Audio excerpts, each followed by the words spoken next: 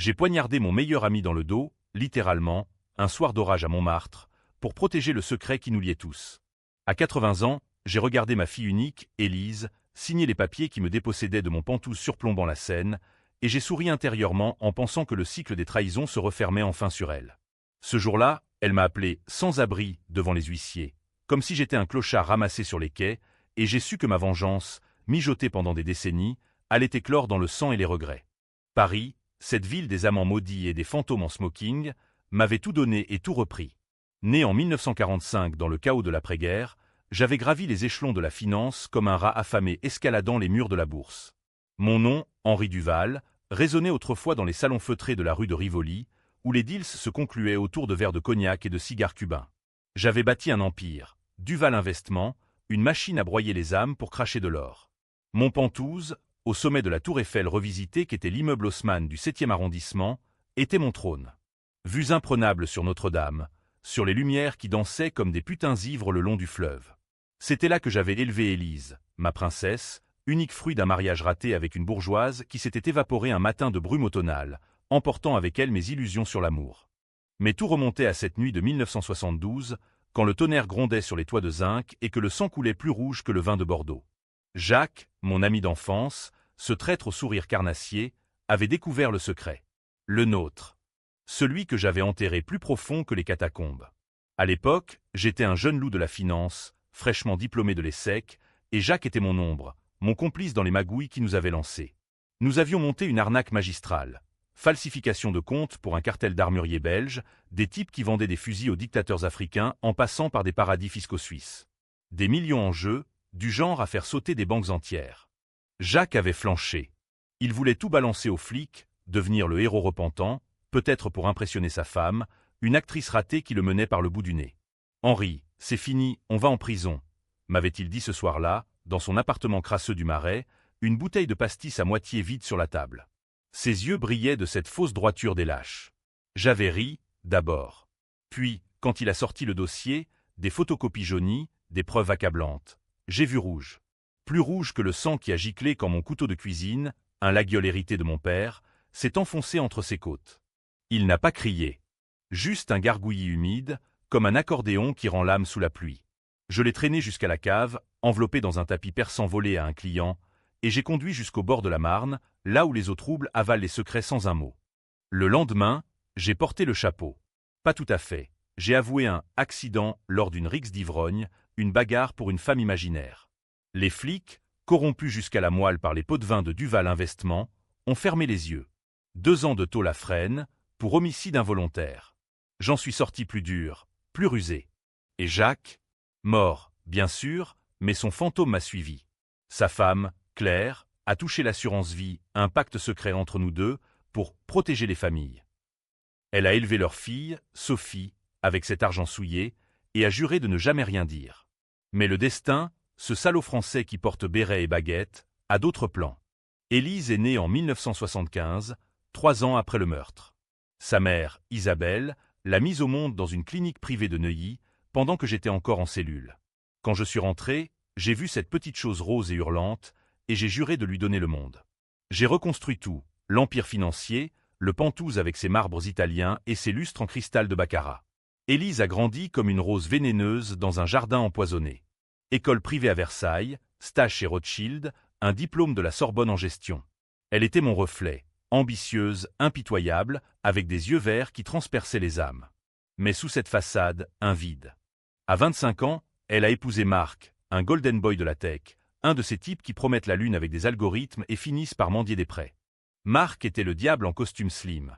Fils d'un député UMP, il avait monté une start-up bidon, Néo Paris AI, censée révolutionner l'immobilier avec de l'IA. En réalité, un Ponzi-Scheme géant, attirer des investisseurs avec des promesses de rendement fous, puis siphonner vers des comptes offshore à Dubaï. Élise, éblouie par son charisme de serpent, a investi tout, son héritage précoce, mes connexions. J'ai fermé les yeux, au début. C'est l'avenir, papa, me disait-elle lors de dîners au Plaza Athénée, entre huîtres et foie gras. Mais quand les premiers créanciers ont toqué à la porte, des mafieux italiens déguisés en banquiers genevois, j'ai vu le gouffre s'ouvrir. À 80 ans, pile le jour de mon anniversaire, le 15 juin 2025, tout a basculé. J'étais dans mon bureau du Penthouse, entouré de cadeaux ridicules. Une montre Patek Philippe de marque, une bouteille de Château Margaux millésimée d'Élise. La fête battait son plein en bas, au salon. Amis de la haute, politiciens véreux, une soprano qui chantait La vie en rose, comme si la ville était encore. J'ai descendu l'escalier en spirale, mon bâton d'ébène claquant sur les marches, et là, dans la bibliothèque aux murs tapissés de livres reliés cuir, Balzac, Hugo, ces géants qui savaient que la vengeance est le sel de l'existence, j'ai entendu les voix. Henri est un vieux fou, il ne comprendra jamais. C'était Élise, sa voix aiguë comme un rasoir. Marc ricanait à côté. Le Penthouse vaut 12 millions. Avec ça, on rembourse les Italiens, et on repart à zéro. Il a 80 ans, il n'en a plus pour longtemps. J'ai poussé la porte, et ils se sont figés. Élise, en robe Chanel noire, un verre de champagne à la main, a pâli. Papa, ce n'est pas ce que tu crois. Mais les papiers étaient là, sur la table basse en acajou, acte de vente notarié, daté d'hier. Mon Penthouse, mon sanctuaire, cédé à un fonds qatari pour éponger les dettes de ce minable. J'ai ri. Un rire qui a fait taire la soprano en bas. Vends-le, ma fille. Mais souviens-toi, en France, on ne trahit pas son sang sans payer l'addition. Ils ont cru à une blague de vieillard. Les huissiers sont arrivés le lendemain, froids comme des lames de guillotine. Élise m'a aidé à faire les valises. 2 malles Louis Vuitton remplis de costumes sur mesure et de souvenirs empoisonnés. Papa, c'est pour ton bien. Tu vas en maison de retraite, un bel endroit à Deauville. Tu ne peux plus vivre seul. Et puis, le coup de grâce. Devant les déménageurs, elle a murmuré à Marc, assez fort pour que j'entende. Maintenant, il est sans abri, comme les autres vieux qu'on jette aux pigeons de la place Vendôme. Sans abri. Le mot m'a transpercé comme le couteau dans les côtes de Jacques. Ce soir-là, dans un hôtel miteux de la rue Saint-Denis, entouré d'odeurs de friture et de regrets, j'ai ouvert le coffre-fort secret du Penthouse, un petit bijou encastré dans le mur de ma chambre, que seul moi connaissais. Dedans, le dossier original de 1972, jauni mais intact. Les preuves du meurtre. Et une lettre de Claire, la veuve de Jacques, datée de 1980. Henri, je sais tout. Sophie est ta fille. Jacques était stérile. Élise et elle sont sœurs de sang, mais pas du mien. Venge-nous si le moment vient. Le twist du siècle. Élise n'était pas ma fille biologique. Sophie, la nièce que j'avais ignorée, l'était. Et Élise, la bâtarde d'un adultère avec Isabelle, fruit d'une nuit volée pendant mon incarcération. La vengeance a commencé là, dans cette chambre d'hôtel aux murs moisis, sous le regard indifférent des prostituées qui passaient en talons aiguilles. J'avais 80 ans, mais mon esprit était un jeune loup affamé. Paris allait être le théâtre de ma revanche, un opéra macabre où les airs de Puccini se mêleraient aux cris des damnés. 1023 mots. Les jours suivants ont été un brouillard de rage contenue, comme ces brumes qui enveloppent la Loire en automne, masquant les châteaux en ruine avant de les révéler dans leur splendeur pourrissante. J'ai loué un appartement modeste dans le 18e, près de Montmartre, là où Jacques était mort. Ironie du sort, l'adresse même de son ancien immeuble, rénové en loft branché pour Bobo qui sirotait des lattes en ignorant l'histoire qui suintait des murs. Chaque matin, je me levais à l'aube, buvais un café noir comme l'âme d'un prêtre défroqué, et je planifiais. Duval Investissement était toujours à moi, du moins sur le papier, et Élise n'avait touché qu'au Penthouse, pensant que c'était le cœur de mon empire. Erreur fatale. Les actions, les portefeuilles offshore, les leviers financiers, tout était intact, tapi dans des labyrinthes légaux que seul un vieillard comme moi, forgé dans les feux de la corruption gaulliste, pouvait manipuler. J'ai commencé par Marc. Ce serpent. Une recherche discrète via mes contacts à la DGSE. Oui, j'en avais, fruit de pots de vin versés à des colonels en retraite pendant les années Mitterrand. Néo Paris, AI n'était pas qu'un fiasco.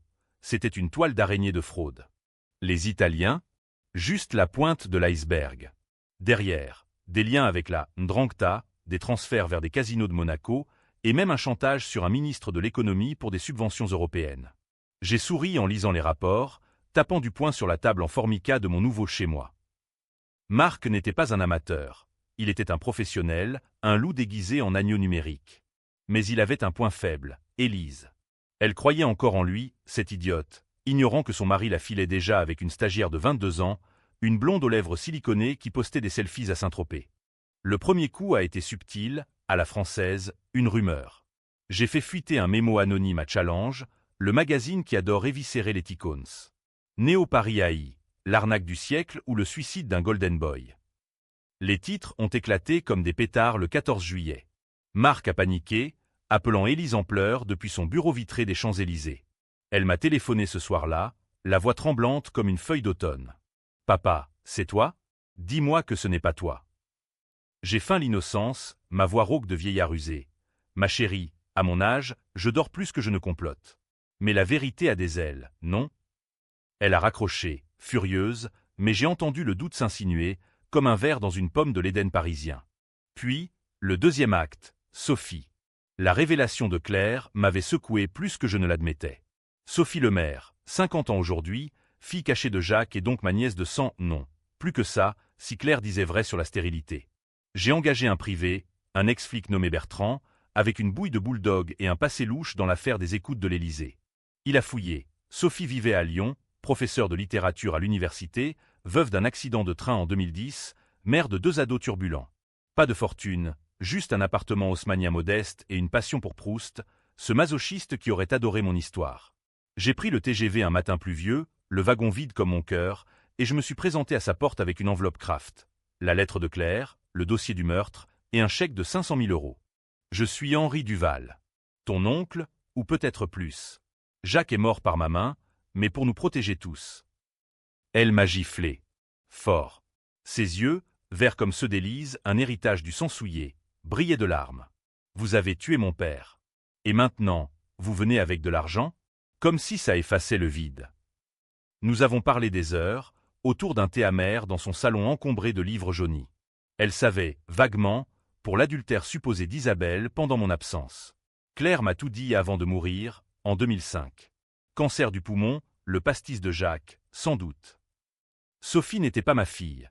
Les tests ADN que Bertrand avait exhumés le confirmaient. Mais Élise, Claire avait menti pour me protéger, ou pour semer le chaos. Non, Élise était bien de moi, née 9 mois après une visite conjugale en prison. Le vrai secret? Jacques avait été mon demi-frère, un bâtard de mon père avec une servante alsacienne. Notre complicité n'était pas amicale, c'était fraternel, empoisonné dès la naissance. J'avais tué mon propre sang pour l'Empire. Sophie a pleuré, puis ri, un rire hystérique qui rappelait les folles de Goya. Alors, Élise est ma demi-sœur par alliance, et vous, le monstre familial. Que attendez-vous de moi, Henri? La vengeance. Je lui ai exposé le plan, infiltrer la vie d'Élise, devenir l'amie confidente, la confidente qui murmure les poisons. Sophie a hésité, mais le chèque et la rage l'ont emporté. Pour papa, a-t-elle murmuré. Nous sommes rentrés à Paris ensemble, 2 ombres dans le train express, complotant sous le ronron des rails. De retour, j'ai frappé plus fort. Via Duval Investissement, j'ai racheté discrètement des parts de Néo Paris AI, diluant Marc dans ses propres mensonges. Les investisseurs fuyaient comme des rats d'un Titanic numérique. Élise m'a confronté lors d'un déjeuner au Fouquet's, sous les platanes qui bruissaient comme des conspirateurs.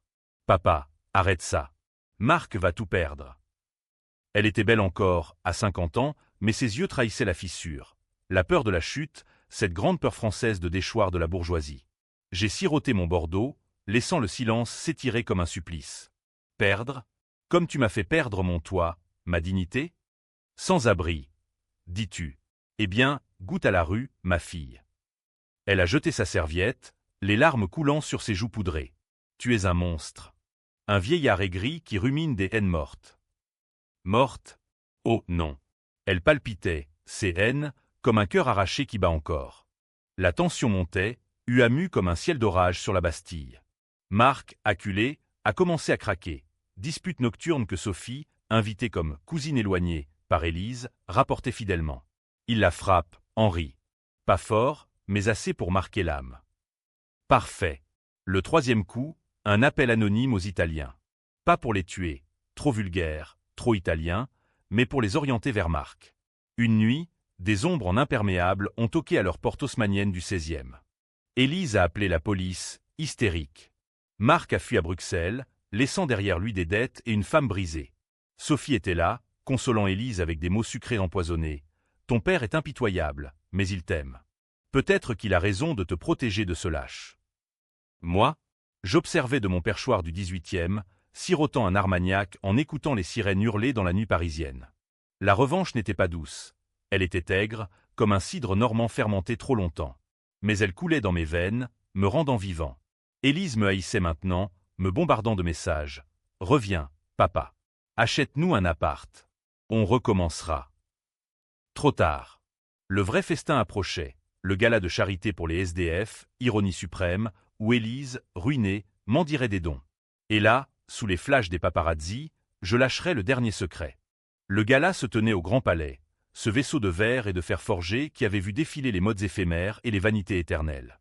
C'était une soirée pour les sans-abri de Paris, organisée par une association chic où les bourgeois en perles venaient expier leurs privilèges en signant des chèques à 5 €. Élise y était, bien sûr, en robe de soirée Givenchy prêtée par une amie designer, les cheveux relevés en chignon sévère qui ne masquaient pas les cernes sous ses yeux. Marc avait disparu, volatilisé dans les brumes bruxelloises avec la stagiaire et ce qui restait de leur fortune numérique. Sophie, mon acolyte involontaire, était à ses côtés, vêtue d'une simplicité lyonnaise qui contrastait avec l'opulence. Tailleur noir, collier de perles modestes, le regard d'une Antigone moderne prête à enterrer les morts de la famille. J'ai fait une entrée théâtrale, appuyée sur mon bâton, en smoking sur mesure, un vestige de l'Empire, taillé par un maître italien qui avait habillé de Gaulle. Les murmures ont fusé comme des flèches. Duval? Le vieux renard? Il est ruiné, non? Élise m'a vu de loin, son visage se crispant comme un masque de tragédie grecque. Elle s'est approchée, Sophie sur les talons, un sourire forcé aux lèvres. « Papa, que fais-tu ici ?» Sa voix était un fil tendu, prêt à rompre. J'ai incliné la tête, galant comme un duc de Versailles. « Ma chérie, comment pourrais-je manquer une soirée pour les déshérités? N'est-ce pas ce que je suis devenu, grâce à toi ?» Les mots ont claqué, attirant les regards. Une duchesse en diamant a pouffé derrière son éventail. Élise a rougi, attrapant mon bras. « Pas ici. Viens, on parle en privé. » Nous nous sommes isolés dans une alcôve tendue de velours rouge, où des serveurs glissaient comme des ombres avec des plateaux de canapés au foie gras. Sophie montait la garde, ses yeux verts, ses yeux maudits du sang Duval, scrutant la foule. « Papa, arrête cette folie. Marc est parti, mais on peut reconstruire. J'ai besoin de toi.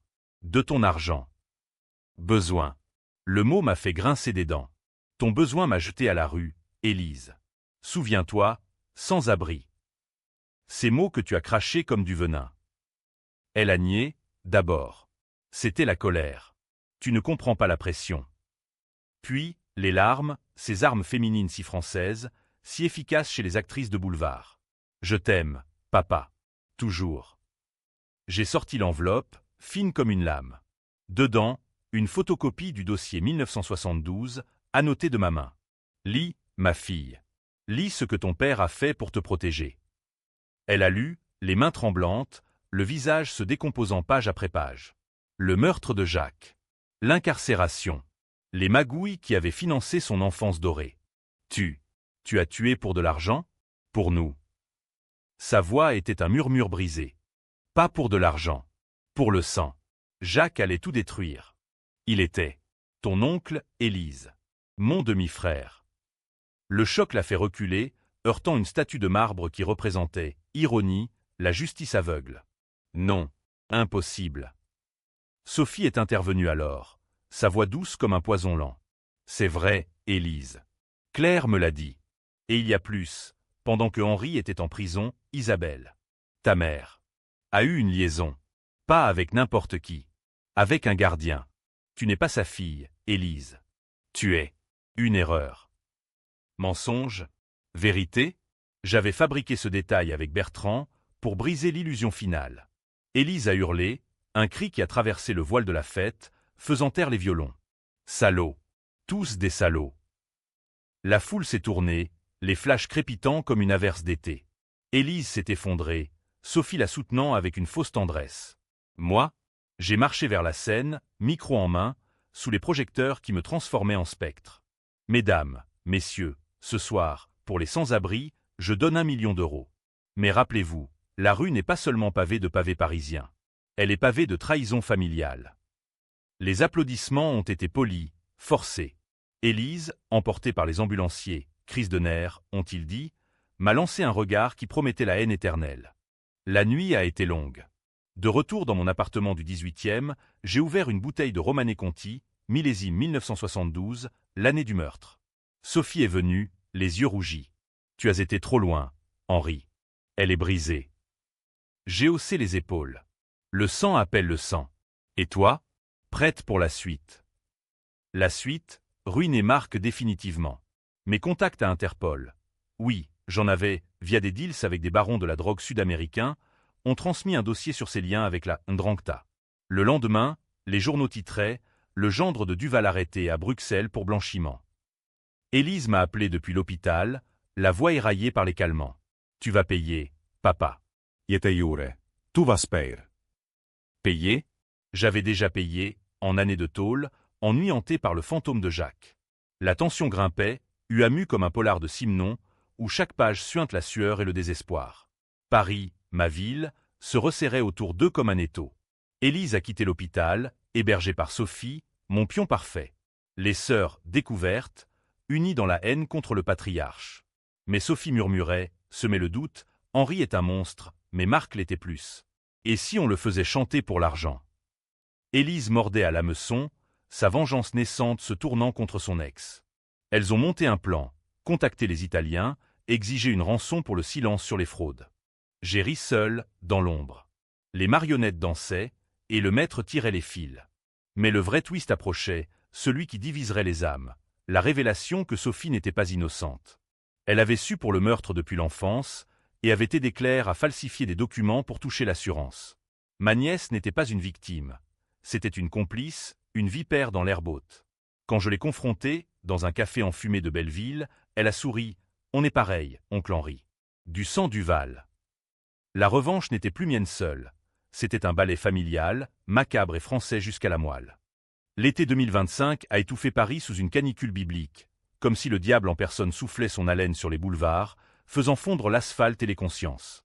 Élise et Sophie, ces deux sorcières jumelles par le destin tordu, avaient élu domicile dans un hôtel particulier prêté par un cousin éloigné à Passy, un nid d'aigle pour comploteuses. Leur plan contre Marc mûrissait, un rendez-vous clandestin à Monaco, sous le soleil impitoyable de la Riviera, où elles exigeraient 2 millions pour enterrer le scandale. Marc, traqué par Interpol et les mafieux, avait accepté, désespéré, promettant l'argent volé à des investisseurs russes. Moi, j'étais l'ombre invisible, le Deus ex machina qui avait glissé les coordonnées des Italiens à Sophie via un burner phone anonyme. Le jour J, j'ai suivi depuis un yacht loué, un Saint-Sécaire discret, ancré au large de Monte-Carlo, avec un capitaine grec qui ne posait pas de questions contre une enveloppe de billets. À travers des jumelles, j'ai vu Élise descendre de la décapotable, robe légère flottant comme un linceul, Sophie à ses côtés en tailleur pantalon, l'air d'une avocate impitoyable. Marc les attendait au café de Paris, pâle comme un spectre sous son chapeau fedora, une mallette chaînée à la chaîne comme dans un mauvais film de série B. Les mots ont volé, inaudibles de loin, reproches, larmes, promesses brisées. Puis, le geste fatal. Élise a sorti un enregistreur miniature, capturant les aveux de Marc sur les fraudes, les coups, les maîtresses. Avec ça, tu es fini, a-t-elle sifflé, selon le rapport ultérieur de mon espion. Mais le vent a tourné, comme il le fait toujours dans les tragédies françaises, où le destin est une putain capricieuse. Les Italiens ont débarqué, 3 armoires à glace en chemise ouverte sur des torses tatoués, flingues sous les vestons. La dette, Bella. Et le silence. Marc a supplié, offert la mallette. Sophie a négocié, froide, on partage. Duval paiera le reste. Mon nom a fusé, et Élise a pâli. Papa, il n'a rien à voir. Mais les mafieux savaient, j'avais semé les miettes, via des fuites calculées. Une fusillade a éclaté, brève et brutale. Coup de feu étouffé par les silencieux, corps de Marc s'effondrant sur le trottoir ensoleillé, sans mêler au caviar des passants paniqués. Élise et Sophie ont fui en hurlant, grimpant dans la voiture, sirène hurlant au loin. De retour à Paris, elles m'ont confronté chez moi, dans l'appartement du 18e qui puait maintenant la victoire aigre. Élise, cheveux en bataille, yeux fous, c'est toi. Tu as tout orchestré. Marc est mort par ta faute. Sophie, plus calme, mais avec une lueur de trahison dans le regard. Oncle, tu es allé trop loin. Les Italiens. C'était ton idée. J'ai allumé un cigare, le premier depuis des années, laissant la fumée s'enrouler comme un serpent autour de nous. Asseyez-vous, mes filles. L'histoire est plus ancienne que vos petites vengeances. Et j'ai tout déballé, le meurtre de Jacques, la stérilité feinte, les ADN falsifiés. Sophie, tu n'es pas ma nièce innocente. Tu as aidé Claire à voler l'assurance, en sachant que j'étais le tueur. Élise, tu n'es pas ma bâtarde. Tu es ma chère, mais pourrie par l'ambition. Le choc les a figés. Élise a vomi dans l'évier, un jet acide qui a éclaboussé les carreaux ébréchés. Sophie a ri, un rire qui a viré au sanglot. Alors, on est tous des monstres. Du sang empoisonné. La tension était palpable, électrique, comme avant un orage sur la Méditerranée. Elles ont juré de me dénoncer, pour le meurtre ancien, pour l'orchestration du chaos. La police, les médias, tout, criait Élise. Mais j'avais là tout mettre, un enregistrement, capturé par le même privé, de leurs négociations avec les mafieux.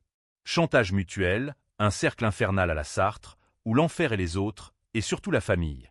Les jours suivants ont été un cauchemar feutré. Interpol a coffré les Italiens, mais les preuves contre Élise et Sophie, complicité dans le meurtre de Marc, flottaient comme des spectres. J'ai payé des avocats, les meilleurs, ceux qui avaient défendu Chirac dans l'affaire des emplois fictifs. Plaider la légitime défense, leur ai-je dit. Elles étaient des victimes. Élise m'a visité en secret, dans une clinique privée où je simulais une crise cardiaque pour gagner du temps. Pourquoi, papa? Pourquoi nous détruire? Ses yeux, rougis par les nuits blanches, cherchaient une once d'humanité. J'ai touché sa main, pour la première fois depuis le gala. Parce que la trahison est une maladie française, Élise. Et le remède est le feu. Sophie, elle, a craqué la première. Appel anonyme à minuit. Henri, je pars. Lyon, un nouveau départ. Mais prends ça. Une clé USB. Les originaux du dossier 1972, effacés numériquement. Pour clore le cercle. Trahison ou rédemption. Elle fuyait, emportant le chèque et les secrets. Élise, seule maintenant, a tenté le suicide, pilule dans un bain moussant, sauvée par une femme de ménage philippine. À l'hôpital, elle m'a murmuré « Je te pardonne, si tu me sauves ». Le dilemme me rongeait. Sauver ma fille ou la laisser payer, comme j'avais payé pour Jacques. La presse s'emballait, le clan Duval, une saga de sang et d'argent. Les éditorialistes divisaient les camps. Un me voyait comme un patriarche vengeur, justicier des ingratitudes familiales. Autre comme un tyran sénile, destructeur de sa lignée. Paris bruissait de rumeurs, des cafés de Saint-Germain au salon de l'Élysée. Moi, dans mon lit d'hôpital fin, je complotais le climax, un deal final avec les autorités. Immunité pour tous, en échange d'un don massif à l'État, 50 millions pour les SDF, ironie suprême. Mais le prix, Élise en exil, Sophie en silence, et moi, libre mais seul. La nuit avant la décision, Jacques m'est apparu en rêve, son visage blafard sous la pluie de Montmartre. Frère, le sang ne lave pas le sang. Réveil en sueur, le cœur cognant comme un tambour de la Bastille. L'aube s'est levée sur Paris comme une sentence, pâle et impitoyable, filtrant à travers les rideaux de la clinique où je croupissais dans mon rôle de moribond. Les avocats avaient négocié toute la nuit, immunité pour Élise et Sophie en échange de mon empire, Duval Investissement cédé à l'État pour un fonds contre la pauvreté urbaine. C'est généreux, monsieur Duval, m'avait dit le procureur, un jeune loup aux dents longues, mais vos secrets meurent avec vous. Mourir? Pas encore. J'avais 80 ans, mais la mort est une maîtresse paresseuse qui attend son tour. Élise est venue la dernière, seule, son parfum Chanel numéro 5 flottant comme un adieu. Elle s'est assise au bord du lit, tenant ma main ridée dans la sienne, douce comme la soie d'un linceul. Papa. On a gagné ou perdu. Marc est mort, l'argent parti, la famille en miettes. Ses yeux verts, ses yeux maudits, cherchaient une réponse, une absolution que je ne pouvais pas donner. J'ai serré sa main, sentant le pouls de la vie qui battait encore entre nous. La vengeance n'est pas une victoire, Élise. C'est un miroir qui reflète nos laideurs. J'ai tué Jacques pour te protéger, et toi, tu m'as trahi pour un homme. Sophie fuit, mais elle porte le même poison. Elle a pleuré, silencieusement, des larmes qui traçaient des rivières sur ses joues poudrées. Et maintenant, l'exil en Suisse, un appartement modeste à Genève. Sans toi. Le twist final m'a transpercé alors, plus tranchant que n'importe quel couteau. Dans la clé USB de Sophie, il y avait non seulement les dossiers effacés, mais un test ADN récent. Élise était bien ma fille. Mais Sophie, ma fille aussi. Claire avait menti sur la stérilité de Jacques. En réalité, pendant mon incarcération, Isabelle avait couché avec Jacques lui-même, mon demi-frère, pour venger une vieille rancune. Sophie était fruit de cette union incestueuse, une tache sur le blason Duval. Et Élise, elle le savait, vaguement, par un journal intime d'Isabelle qu'elle avait brûlé enfant. C'est pour ça qu'elle avait haï Sophie dès le premier regard, lors d'une rencontre forcée à Lyon. Élise, ai-je murmuré, la voix brisée comme du verre de Murano, Sophie est ta demi-sœur. Vraiment. Jacques. Il a pris ta mère, pendant que j'étais en cage. Le choc l'a fait bondir, comme électrocuté. Non. Maman m'a dit. C'était un mensonge pour me protéger. Mais les preuves étaient là, sur mon téléphone. Le test, exhumé par Bertrand avant sa fuite. Élise a hurlé, un cri primal qui a fait accourir les infirmières. Tu mens. Tout ça pour me briser encore. Non, la vérité, cette garce impitoyable qui surgit toujours au pire moment, comme dans les pièces de Racine où l'inceste hante les alcôves royales. Elle est partie en courant, laissant derrière elle le parfum et le chaos. Sophie, alertée par un appel anonyme, le mien, a débarqué des heures plus tard, valise en main. Tu lui as dit ? Pour nous. Ses yeux, miroir des miens, brillaient de terreur et de défi. On est du même sang, oncle. Père. Fuyons ensemble. Loin de cette ville qui nous dévore. J'ai refusé, doucement. Non, Sophie. La boucle se ferme ici. Prends l'argent restant, vis pour deux. Elle m'a embrassé sur le front, un baiser froid comme la marne qui avait avalé Jacques, et est partie vers la gare de Lyon, train pour nulle part. Seul, enfin, j'ai signé les papiers. L'Empire dissous, le Pentouze racheté par la ville pour un musée des ombres familiales, ironie du maire écologiste. Élise a fui en Suisse, coupant tout contact, mais des rumeurs me parvenaient. Elle enseignait l'art de la finance à des étudiantes, prévenant contre les pères tyrans. Sophie élevait ses ados à Lyon, écrivant un roman anonyme sur un meurtre fraternel qui a fait scandale littéraire, divisant les critiques entre apologie de la vengeance et plaidoyer pour le pardon. Et moi, à 81 ans, dans un petit appartement surplombant la Seine, racheté avec mes derniers sous, je sirote du cognac en regardant les lumières danser. La vengeance m'a libéré, ou maudit. Les lecteurs jugeront, ai-je protégé ma lignée, ou les jeux incendiés. Paris, indifférente, continue son bal maudit. Le sang appelle le sang, mais parfois, il se contente d'un murmure. Fin ou début d'un nouveau cycle. À vous de trancher, dans cette nation de débats passionnés où même la mort cause controverse.